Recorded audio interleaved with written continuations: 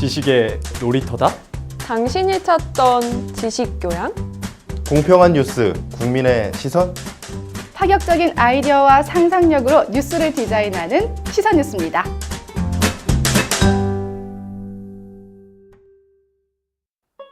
버스 운전기사였던 준화는 새벽차에 배정받아 운전을 하고 있었습니다. 첫 차인 만큼 어르신들이 버스에 굉장히 많이 타셨는데요. 시장에 가시는 할머니 한 분이 카드가 없다며 차비를 현금으로 냈고 준화는 이 돈을 받아 운전석 옆자리에 올려놓았죠. 그렇게 운행을 마친 준화는 아까 받은 현금을 주머니에 넣은 채 회사로 복귀를 했고 너무 피곤한 나머지 바로 퇴근을 했습니다. 그런데 집에 와서 빨래를 하던 중 자신의 주머니에 돈이 있는 것을 발견했고 다음날 가져다 놓아야지 생각했습니다. 그렇게 집에서 휴식을 취하던 중 회사에서 한 통의 전화가 걸려왔습니다. 총 6명의 승객이 탔는데 5명분의 버스비만 들어왔다는 겁니다. 이에 회사는 운송 수익금을 착복한 경우에는 해고한다는 조항에 따라 준화를 해고했는데요. 준화는 1인 버스비를 회사에 내지 않은 것으로 해고를 하는 것은 부당하다며 법원에 불복 소송을 냈습니다. 과연 준화의 해고는 정당하다고 할 수 있을까요? 최근 운전기사가 승차비를 회사에 납입하지 않은 사건을 두고 법원이 서로 다른 판결을 내려 화제가 된 적이 있습니다. 과연 왜 같은 사례에 대해 다른 판결이 내려진 걸까요? 오늘 생활법률에서는 비슷한 사례를 바탕으로 왜 비슷한 사건에서 다른 판결이 나왔는지, 또 그 결정에 어떤 부분이 가장 큰 영향을 끼쳤는지, 그리고 준화의 해고는 정당한지를 전문가를 통해 알아봤습니다.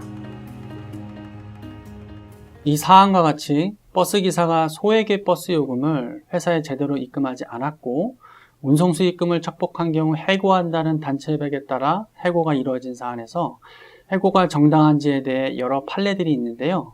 간략히 3가지 사례를 들어보면 첫째, 2011년경 충북 단양군에서 시내버스 운행 대기 중에 주민으로부터 더덕 한 자루를 운반해달라는 부탁과 함께 수고비로 3,000원을 받아서 동료 기사들과 음료를 사서 나눠 마셨다가 해고가 이루어진 사안이 있습니다.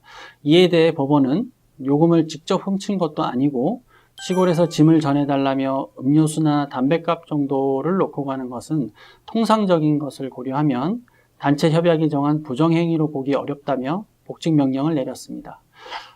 두 번째 사례는 2013년경 전북 고속 시외버스를 운전하던 김모 씨가 버스에 탄 승객으로부터 현금으로 받은 3,000원을 회사에 납부하지 않고 착복했다는 이유로 해고되었는데요. 그러나 버스 안에 현금 여금통이 별도로 없었고 기사가 자신의 돈으로 거스름돈을 거슬러 줬다가 이를 깜빡하고 입금하지 않은 부분이 고의성이 없다고 보아 해고가 부당하다는 판결이 내려졌습니다.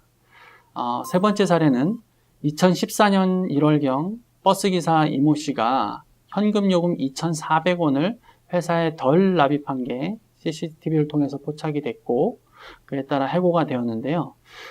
이 씨가 현금 일부를 수납용 봉투가 아닌 운전석 왼편에 따로 보관한 점, 당시 승객이 40에서 50대 여성과 어린이들 뿐이어서 학생이 없었으므로 학생요금으로 착각할 일이 없었다는 점, 이러한 점들을 종합했을 때 고의성이 있다고 본 것입니다. 법원은 운송수익금 중 일부를 횡령한 것은 액수를 불문하고 기본적인 신뢰를 저버리는 중대한 위법 행위이므로 이에 대해서 해고를 한 것은 정당하다고 판시했습니다. 다만 위 판례들의 사안을 분석해보면 고의적이고 악의적인 횡령이 있었는지가 해고의 유무효를 판단하는 일응의 기준이 된다고 할 것입니다. 이러한 판례들의 태도에 비춰서 이 사안을 검토했을 때 현금 수납함이 버스 안에 따로 있었는지 여부, 그 다음에 6명의 승객 요금 중 왜 1명분만 납부가 안 되었는지, 현금 요금은 1명에 불과했던 것인지, 이러한 사안들을 좀 구체적으로 검토해보면 그거에 따라 악의성 유무가 달라질 것으로 보이고 그에 따라 해고의 정당성 여부도 달라질 것으로 보입니다. 비슷한 사례였지만 다른 판결이 내려진 데에는 고의성이 가장 큰 부분으로 작용했습니다. 고작 1인 승차비라고 생각해 해고가 부당하다고 생각하시는 분들이 많을 텐데요. 하지만 법원은 이러한 행위가 노사 간의 신뢰를 깨는 행위로 바라봤습니다. 물론 사람이 실수를 할 수는 있다지만 한 번 깨진 신뢰는 다시 회복되기 어렵겠죠. 우리 사회의 신뢰를 두텁게 하기 위해서 작은 실수라도 하지 않도록 주의해야 한다는 것 꼭 기억해 두시기 바랍니다.